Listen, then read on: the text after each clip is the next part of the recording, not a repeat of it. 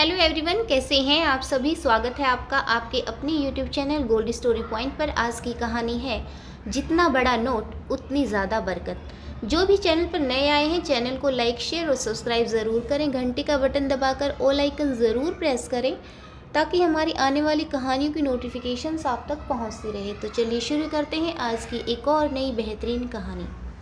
कभी कभी धर्म के नाम पर मांगने वाले अधर्म का काम कर जाते हैं। कुछ तो छोटे छोटे बच्चों को भी इस काम में लगा देते हैं। हम सभी के जीवन में कुछ ऐसी घटनाएं घटित होंगी। आज सरिता के साथ भी ऐसी ही एक घटना घटित हुई। नवरात्रि के दिन थे। कुछ लड़कियां लगभग 12-13 साल की गली में घूम रही थी। उनके हाथ में एक थाली थी जिसमें देवी माता की फोटो थी। माता की फोटो को लाल चुनरी से कवर कर रखा था। धूप जला रखी थी और थाली में नोट ही नोट रखे थे। कुछ 50, 100 और 500 के नोट थे। 4 लड़कियां 4 अलग अलग घरों में चली गई। उसके बाद 10-15 मिनट में बाहर निकली। फिर सबने मिलकर बातचीत की। फिर दूसरे घरों में चली गई। सरिता बालकनी से देख रही थी। फिर वह अपने घर के अंदर आ गई। आधे घंटे बाद सरिता के घर की डोरबेल बजी। एक प्यारी सी मुस्कान लिए 12 साल की लड़की दरवाजे पर खड़ी थी। देवी माँ की फोटो देखकर सरिता ने हाथ जोड़कर नमस्कार किया। सरिता ने सोचा, नवरात्रे चल रहे हैं, दरवाजे पर कन्या आई है, उसे कुछ दक्षिणा और प्रसाद दे देती हूँ। वह अंदर जाकर 10 रुपए का नोट और प्रसाद ले आई। लड़की की थाली में रख दिया। सरिता वापस मुड़ने लगी तो लड़की ने उसका हाथ पकड़ लिया और वह बोली, यह तो मेरे लिए है, मैं आपको भी कुछ देना चाहती हूँ। सरिता ने पूछा, क्या देना चाहती हो? लड़की बोली, पहले एक बड़ा नोट लेकर आओ। सरिता चौंक गई। बड़ा मतलब? लड़की बोली, हाँ, यह 10 का नोट है ना, इससे बड़ा नोट लेकर आओ। सरिता के दिमाग में कीड़ा कुलबुलाने लगा। आखिर चक्कर क्या है, चलो देखते हैं। सरिता अंदर गई और जाकर 50 रुपए का नोट ले आई। उसने वह नोट लड़की की थाली में रख दिया। लड़की ने कहा, इस नोट से हम बरकत की कामना करते हैं। जितना बड़ा नोट होगा उतनी ही ज़्यादा बरकत होगी, इसलिए मैंने कहा था कि बड़ा नोट लेकर आना, 100, 500 या फिर 2000 का। फिर वह तुम अपनी तिजोरी में रख लेना। जितना बड़ा नोट उतनी ज़्यादा बरकत। सरिता का दिमाग हिल गया। उसे कुछ अंदेशा हुआ, जैसे छोटी लड़की उसके साथ कुछ खेल खेल रही है। सरिता मन ही मन मुस्कुराई और उसने सोचा, चलो देखते हैं लड़की क्या जादू दिखाती है। देवी माता में आस्था तो सरिता की भी रखती है और बेटियों से बहुत प्यार भी करती है, लेकिन वह अंधविश्वासी नहीं है। सरिता को लड़की की मुस्कान अब फरेबी लगने लगी।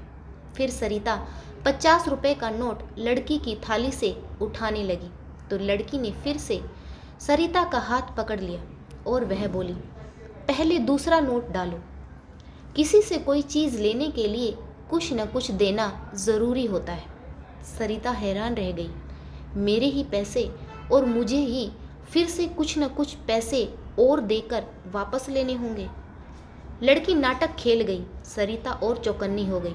अब की बार वह 100 रुपये का नोट ले आई। लड़की फिर से उत्साहित होकर बोली, और बड़ा नोट नहीं है? सरिता बोली, नहीं, मेरे पास इससे बड़ा नोट नहीं है। महीने के आखिरी दिन चल रहे हैं, सारे पैसे खर्च हो चुके हैं। फिर लड़की ने उस नोट पर अक्षत और सिंदूर से तिलक कर दिया। सरिता के माथे पर भी टीका लगा दिया। लड़की वापस जाने लगी तो सरिता ने उसकी थाली पकड़ ली और वह बोली, मुझे रुपए तो वापस देकर जाओ। लड़की बोली, यह रुपए मैं अपने बाबा की समाधि पर छुआ कर लेकर आऊँगी। मैं बाबा की समाधि के पास पूजा करती हूँ, अपने हाथ को काट कर खून से तिलक करती हूँ। हम अपने लिए कुछ नहीं करते, अपने लिए कुछ नहीं मांगते, बस दूसरों के लिए बरकत की दुआएं करते हैं। सरिता बोली, जैसे तुम्हें अपने बाबा पर विश्वास है वैसे ही मुझे भी अपनी माता पर विश्वास है। चलो आज मैं तुम्हारे पैसे दोगुने कर देती हूँ। मैं अपना हाथ काट कर तिलक करूँगी। आओ मेरे साथ अंदर आओ। सरिता ने लड़की को जबरदस्ती घर के अंदर खींच लिया। लड़की घबरा गई। वह सरिता से अपना हाथ छुड़ाने लगी। उसने एक अजीब सी आवाज़ निकाली जिसे सुनकर सरिता के घर के बाहर अन्य लड़कियां जो उसकी सहेली थी इकट्ठी हो गई। लड़कियों में हलचल मच गई। वे सभी उस लड़की का नाम लेकर आवाज़ें लगाने लगी। लड़की ने घबराते हुए सरिता से कहा, मैडम, आप अपना 50 और 100 रुपये का नोट उठा लीजिए और मुझे जाने दीजिए। सरिता ने अपने 2 नोट उठा लिए, 10 रुपये और प्रसाद लड़की को ले जाने दिया। लड़की जैसे ही दरवाजे से बाहर निकली, बाकी की लड़कियां ने उस लड़की को अपने साथ लिया और वहां से भाग खड़ी हुई। कुछ ही देर बाद गली में औरतों का झुंड इकट्ठा था। एक ही विषय पर चर्चा हो रही थी कि माता रानी के नाम पर लड़कियों ने किसको कितने रुपए का चूना लगाया। आशा करती हूँ आज की कहानी आप सभी को ज़रूर पसंद आई होगी। धर्म और आस्था के नाम पर आज भी ठगने वालों की कमी नहीं है और वह इस काम में बच्चों का सहारा लेते हैं, विशेषकर छोटी कन्याएं जिनकी मुस्कान से मोहित होकर हम उन्हें कुछ ज़्यादा ही देने के लिए तैयार हो जाते हैं और इसका फ़ायदा कुछ घटिया प्रवृत्ति के लोग उठाते हैं जो छोटे छोटे बच्चों को इस्तेमाल करते हैं। कहानी पढ़ने के लिए आप सभी का एक बार फिर से बहुत बहुत धन्यवाद।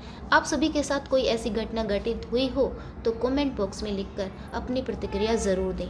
धन्यवाद। जय हिंद। वंदे मातरम। जय हिंद।